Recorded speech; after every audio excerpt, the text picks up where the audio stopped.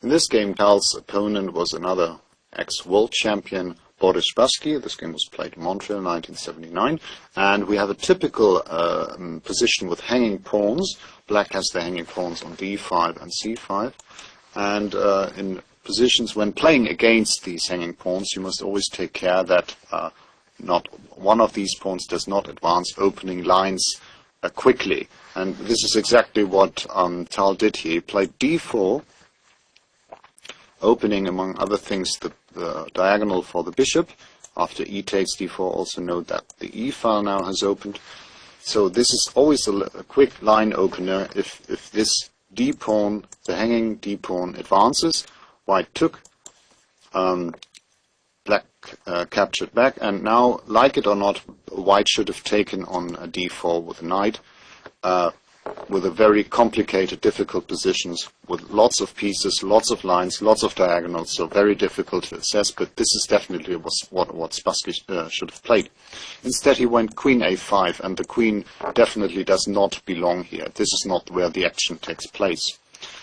Tal went knight e5, Spassky took on e5, bishop takes e5, and now knight c4. And we've seen that with knight c4, another piece, another white piece has left the center and also the queen side. So, of course, black's bishops are directed against white's king, which is pretty much alone.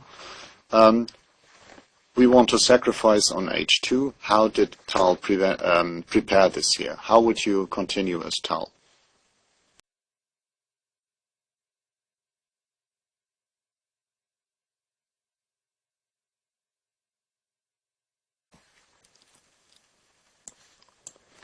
Rook to d5. There are many examples in this database where Tal used his rooks in a very, very clever way, and this is also a good example for that.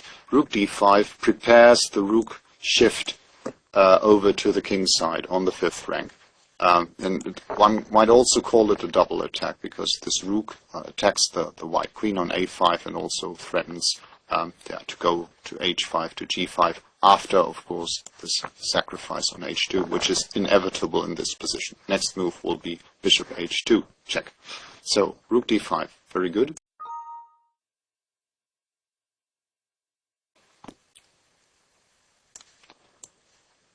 Rook d5, Tal's continuation, and now Spassky went back with his queen, which basically is acknowledging defeat. Of course, the queen has gone to a5 only to return now to d2 after the knight has been withdrawn from d2. So this is very unhealthy indeed, and so here Tal sacrificed on h2, starting a winning attack against the white king. Bishop takes, king h2, now rook h5, check. King g1 after king g3, white, black goes knight e4, followed by queen h4. So bishop takes here, check. King f3, queen here, and queen back, checkmate. King g1, and now Tal went knight g4 and Spassky resigned. There's absolutely no defense against this threat. Rook h1, followed by queen h4. After g3, black checkmates immediately, and even after f3, black can check on h1. Take, queen here, queen h2, check, king f1, and queen h1, checkmate. So, bishop rook d5 introduced this sacrifice on h2. But what makes this combination special to me, that is that the sacrifice on h2 also works after another queen retreat by white, which is queen a3. Even in this case, I mean, this queen retreat threatens the black queen, so this wins a tempo. Even in this position, black can go bishop takes h2, king here, rook takes h5, king g1, and even this is winning for black. How would Tal have continued here? This is a very nice final point, and if you see it, congratulations. I didn't see it for my part. How would you continue here as black? There's a vis-a-vis of the queens, so what can black do here?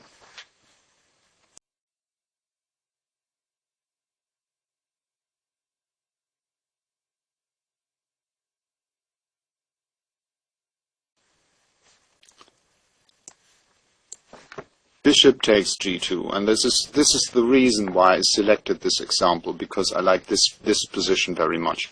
Bishop takes g2.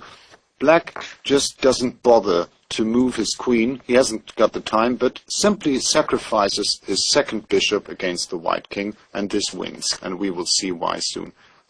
You've seen the point, haven't you? Queen takes e7. You know what to do now.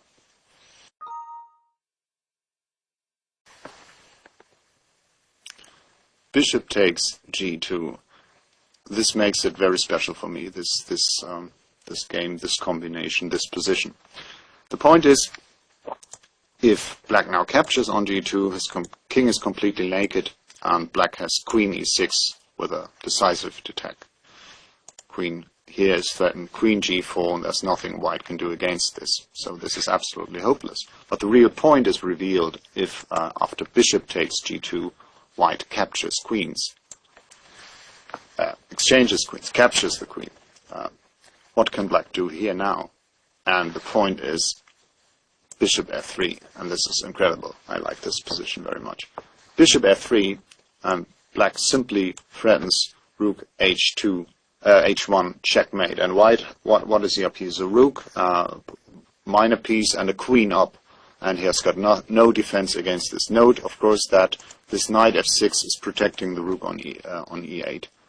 So white can give a couple of checks, like, for example, you can take everything and try to give as many checks as possible, but in the end, this mate threat will decide the game. Queen takes f7, king here, let's say, yeah, knight here, black just captures, rook c7, king here, g8, bishop c4 check, king h8, rook c8, rook e8, okay, one final check, and now white has run out of checks, and this threat, rook h1, decides the game. So this calm move, this quiet move, or is it a loud move, I don't know, bishop f3 would have decided the game, and so the sacrifice Tal employed in the game, bishop h2, would even have worked after this retreat, this queen retreat, queen a3. So he would. The thing is, in this position, black can also go knight g4. This is also winning. But I suppose that Tal would have played this line. He would have chosen this line and then delivered this blow, bishop f3 in the end. Yeah, I like this very much.